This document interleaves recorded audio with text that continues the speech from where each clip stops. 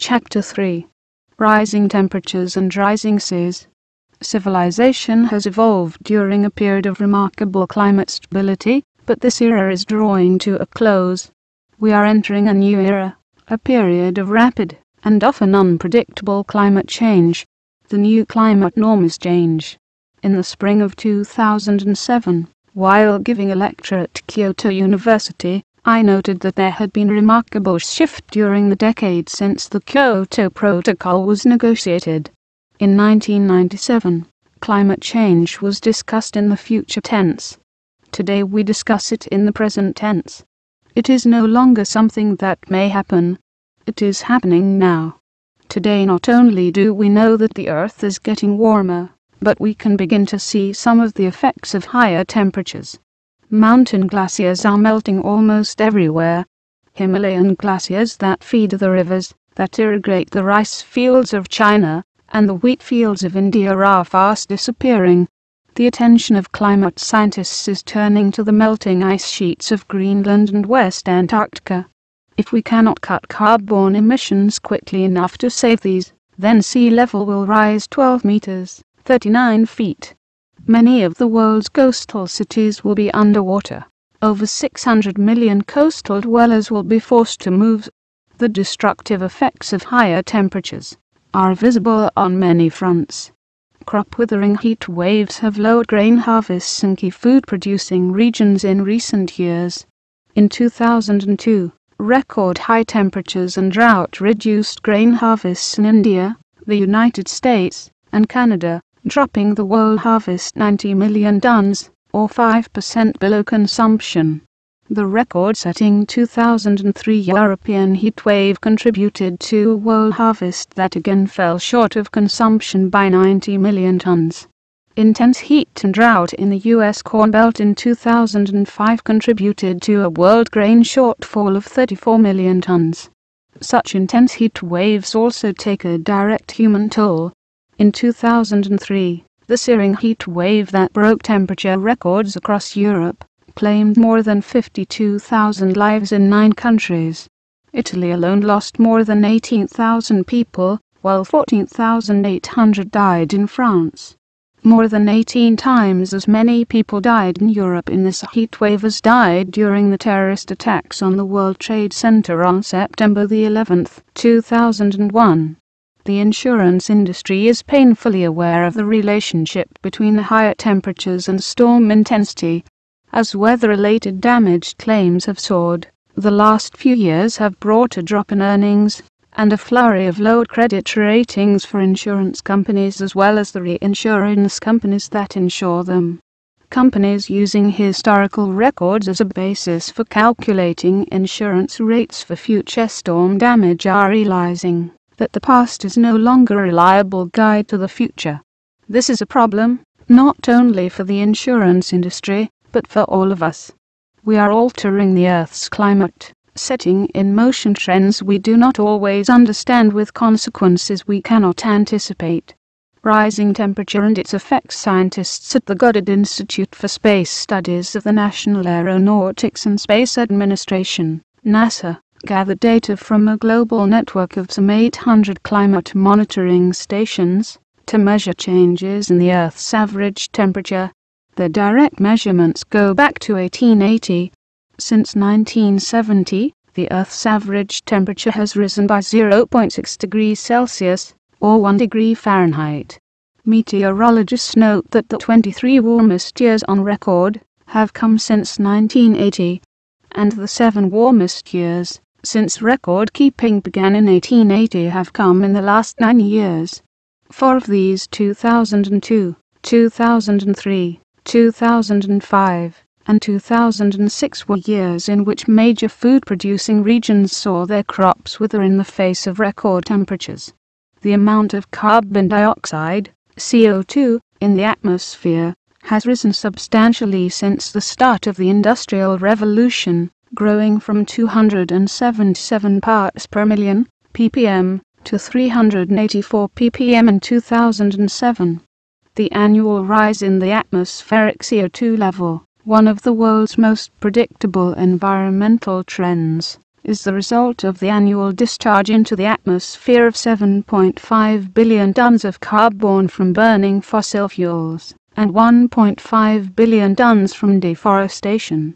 The current annual rise is nearly 4 times what it was in the 1950s, largely because of increased emissions from burning fossil fuels. As more CO2 accumulates in the atmosphere, temperatures go up. Against this backdrop of record increases, the projections that the Earth's average temperature will rise 1.1-6.4 degrees Celsius, 2.0-11.5 degrees Fahrenheit, during this century, seem all too possible. These projections are the latest from the Intergovernmental Panel on Climate Change, IPCC, the body of more than 2,500 scientists from around the world, that in 2007 released consensus report affirming humanity's role in climate change. The IPCC projected rise in temperature as a global average. In reality, the rise will be very uneven. It will be much greater over land than over oceans, in the high northern latitudes than over the equator, and in the continental interiors than in coastal regions. Higher temperatures diminish crop yields, melt the snow/ice reservoirs in the mountains that feed the Earth's rivers, cause more destructive storms, increase the area affected by drought, and cause more frequent and destructive wildfires. In a paper presented at the American Meteorological Society's annual meeting in San Diego, California, in January 2005, a team of scientists from the National Center for Atmospheric Research reported a dramatic increase in the land surface affected by drought over the last few decades. The area experiencing very dry conditions expanded from less than 15% of the Earth's total land area in the 1970s to roughly 30% by 2002. The scientists attributed part of the change to a rise in temperature and part to reduced precipitation, with high temperatures becoming progressively more important during the latter part of the period. Lead author Woda reported that most of the drying was concentrated in Europe and Asia, Canada, Western and Southern Africa, and Eastern Australia.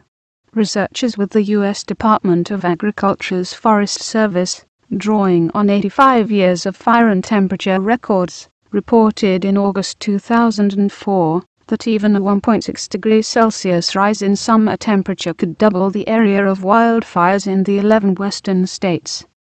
Ecosystems everywhere will be affected by higher temperatures, sometimes in ways we cannot easily predict.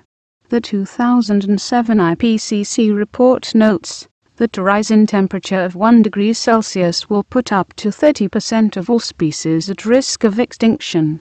The Pew Center on Global Climate Change sponsored a meta-study analyzing some 40 scientific reports that link rising temperature with changes in ecosystems.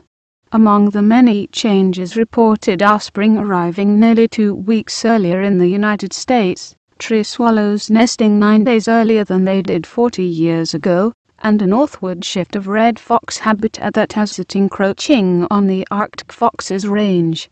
Inuits have been surprised by the appearance of robins, a bird they have never seen before. Indeed, there is no word in Inuit for robin. The National Wildlife Federation, NWF, reports that if temperatures continue to rise, by 2041 out of 5 of the Pacific Northwest's rivers will be too hot for salmon, steelhead, and trout to survive. Paula Delgiudas, director of NWF's Northwest Natural Resource Center, notes that global warming will add an enormous amount of pressure into what's left of the region's prime cold water fish habitat. Douglas Inkley, NWF Senior Science Advisor and Senior Author of a report to the Wildlife Society, notes, "We face the prospect that the world of wildlife, that we now know, and many of the places we have invested decades of work in conserving as refuges and habitats for wildlife will cease to exist as we know them, unless we change this forecast." The crop yield effect. Agriculture as it exists today has been shaped by a climate system that has changed little over farming's 11,000-year history. Crops were developed to maximize yields in this long-standing climatic regime. As the temperature rises, agriculture will be increasingly out of sync with its natural environment. Nowhere is this more evident than in the relationship between temperature and crop yields. Since crops in many countries are grown at or near their thermal optimum, even a relatively minor increase during the growing season of 1 or 2 degrees Celsius can shrink the grain harvest in major food-producing regions, such as the North China Plain, the Gangetic Plain of India, and the U.S. Corn Belt.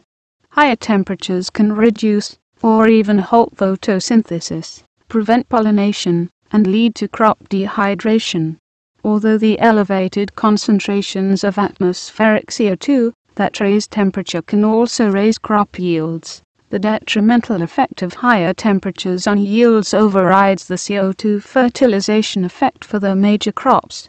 In a study of local ecosystem sustainability, Mohan Worley and his colleagues at Ohio State University noted that as temperature rises, photosynthetic activity in plants increases until the temperature reaches 20 degrees Celsius, 68 degrees Fahrenheit.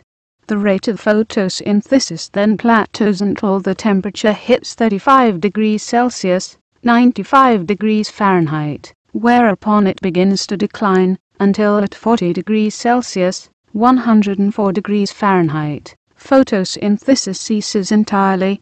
The most vulnerable part of a plant's life cycle is the pollination period. Of the world's 3 food staples, rice, wheat, and corn is particularly vulnerable. In order for corn to reproduce, pollen must fall from the tassel to the strands of silk that emerge from the end of each ear of corn. Each of these silk strands is attached to a kernel site on the cob. If the kernel is to develop, a grain of pollen must fall on the silk strand, and then journey to the kernel site. When temperatures are uncommonly high, the silk strands quickly dry out and turn brown, unable to play their role in the fertilization process. The effects of temperature on rice pollination have been studied in detail in the Philippines. Scientists there report that the pollination of rice falls from 100% 34 degrees Celsius to near zero at 40 degrees Celsius, leading to crop failure.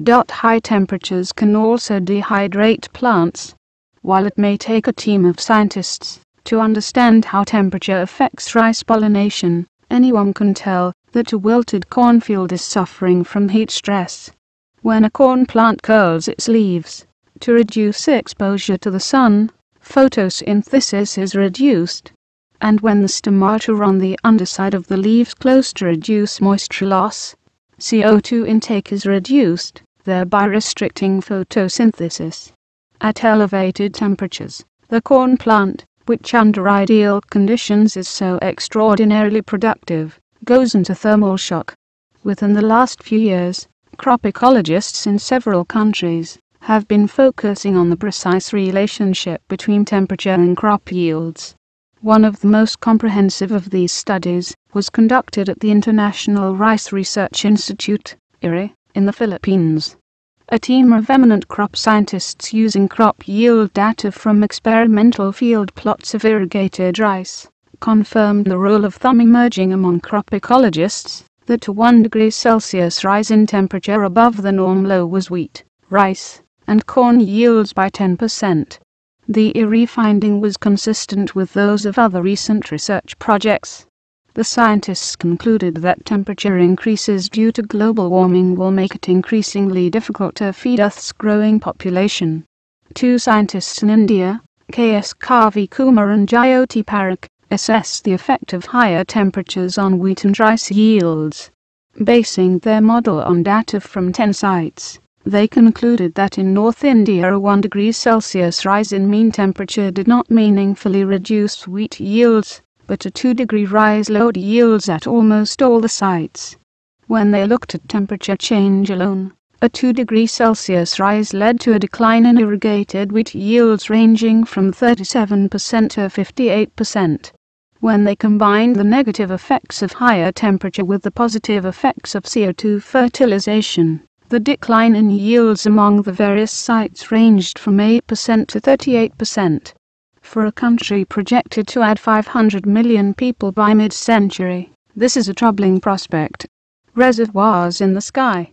Snow and ice masses in mountains are nature's freshwater reservoirs, nature's way of storing water to feed rivers during the dry season. Now they are being threatened by the rise in temperature.